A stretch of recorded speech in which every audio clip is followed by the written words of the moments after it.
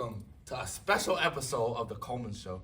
We'll be celebrating Black History Month. First off, thank y'all for choosing another amazing episode.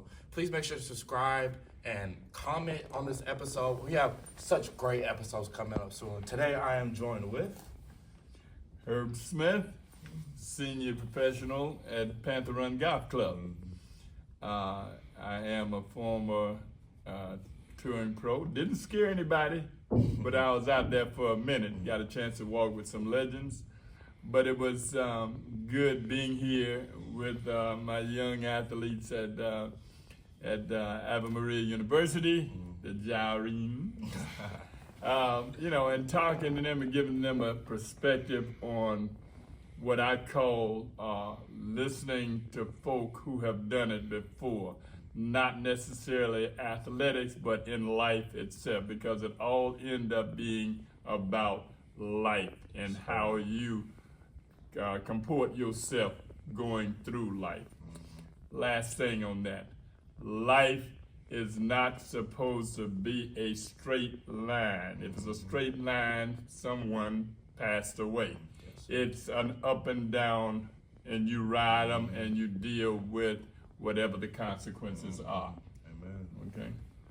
And Keep that down on your face. you spoke a lot about success and a lot about believing that man in the mirror earlier in our talk, and that really resonated with me. Okay.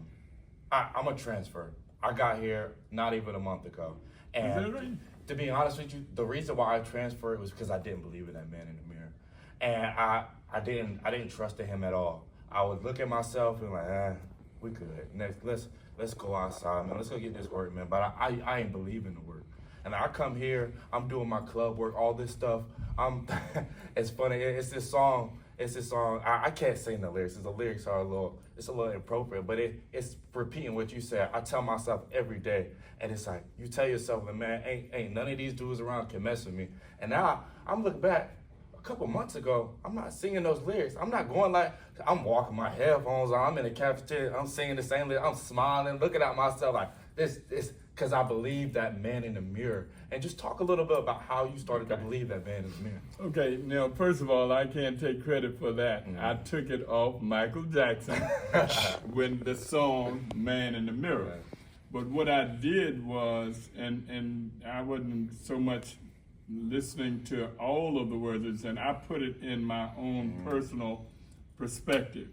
See, I know we have too many people that don't have the belief that they should have.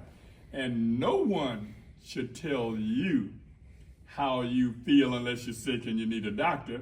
But in terms of life, you need to pay attention when someone that has done it before is giving you a positive opinion. They don't think you know it all and not be able to take it in. You don't have to live on every word from anybody. You put it in the archives of your mind and you pull out what piece you want. It's like going to all you could eat. You don't eat everything in the plate. You take and pick what you want and you leave the rest. But the man in the mirror is a term I like to use because you are the only one that's there with him. And you are talking to yourself when you say, I need to make sure I do this and don't do that. Do this way and don't do that. Nobody hear it but you. And then when you are out, you are thinking, you hear in your mind, you're talking to yourself like in athletics. You are saying, let me see, what is he gonna do? But nobody have to hear it but you. But it's important to trust the man in the mirror because you want to say, I want to be treated. I want to treat everybody like I want him to be treated. To me, that's most important because that means that I have no people problem. If you and I can't get along, we just go our separate ways. But I don't face you with an ideology of what you think or what you might do. No, I trust the brighter side of it and let you make me wrong. Treat everybody like you want that guy man or woman in the mirror. Yes, sir. I love that. When we were talking, it was something that resonated me. My mom, she always instilled on, you gotta, especially as an African man, it becomes hard to be open to receive those lessons of being open, or, hey, you're the teacher and I'm the student. What advice do you give to young athletes on there to let them know, I am the student, it's my time to listen? I need to start being hard-headed, thinking I know everything, or I know this, that, and the third, not listening to those athletes who might not be listening to those parents at home, or might not listen to certain coaches. Yeah, you have something called an ego. Mm-hmm. Now, when they're young, it's an ego that they don't even know the true meaning of it. No, you just doing what your boys say or what you heard or whatever. Look, anyone that has a successful background in anything that's legally successful, you can listen to. The other thing is this: don't ever think that it's embarrassing for you to ask a question if you don't know. If you don't know and don't ask someone you think could help you, you still not gonna know. But if you do, don't be afraid to think that people gonna say, oh, he's stupid. No. They can think what they want, but if you get the answer to help you yourself mentally, you're ahead of the game. Don't be afraid to ask if you don't know. Yes, that I really appreciate that answer. That just as a man, African American, I really needed to hear that. And there was another question I really have for you that that really spoke out to me. Honestly, when it came to me separating myself from other people, and I came here, of course, to Ave Maria. There's people like me who are going out in the community and helping people. But I sat in my American Civilization class to me, and she said, there's a distinct difference from a lot of men in history. It's the difference between having influence and having power. Mm-hmm. Having influence, I can come up here and say I want to do the X, Y, and Z's, tell somebody that. But having power as a man, I have the will within myself, and I'm able to go out here and encourage others. How would you say having power is different from having influence as a man? Okay, it is no difference. Now think about what you just said. Power equates to a lot of things. Like power could be physical ability. Mm-hmm. Power could be, and this is same, that's not influence, but like power over people, over something you invented. Influence is the fact that you invented and you can share the knowledge. That's influence. Influence being able to take one of you or either one of you and you come to me and say, Mr. Smith, can you help me? I'm trying to get this job, so and so, and I pick up the phone and I know who's over there, or even if I don't, I know how to talk to them and get you the job. That's influence, still power. Power is the ability to, like my brother-in-law used to say, it's the way to create and influence situations. That's influence and that's power.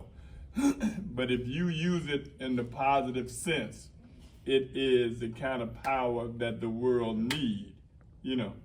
See, I don't have people problems. I know what's out there. But you and I determine how we're gonna get along. If you don't seem to be one that care anything about me or care to get to know me, then the real man kind of move off. You don't flex your muscles and ball your fists up. Anybody could do that. But the worst thing about it, you don't know what's gonna happen. You and all of the kids and young men and women your age have to think about, every once in a while, longevity. If you're going to be a golfer, football player, basketball player, that's one part of it. But if you have to be in school, you got to get the degree as you matriculate through the sport. If the sport doesn't happen, you got the degree to follow. You got to know that unless the man above have another idea, you have a long life to live. So you have to think in terms of your longevity. Our kids don't think like that now. And that is a situation that we got to deal with. You just got to believe that you could be whatever you want to be, and that you do the best that you can do. Yes, sir. And if you don't know something, you ask. It's Yes, all sir. right. You might feel a certain way, or somebody might talk about it, but you got the knowledge, you got a piece of knowledge that you needed to do whatever you're going to do. And for my last question, what core piece of advice would you give to the athlete, the entrepreneur, the everyday person? Just what advice would you give to empower them? Well, first of all things in its perspective. You come to school, yes, you would probably recruited as an athlete, and your grades have to be at a certain level. Now, technically, education always comes first. I don't care if you're a Houdini with your skill set, it'll still be there. You might not need it, but it's okay. You get the paper. You finish what you start in terms of education, and then work this. It's like education, athletics, and if you have time, a little fun. But in that order, never changing out of that order.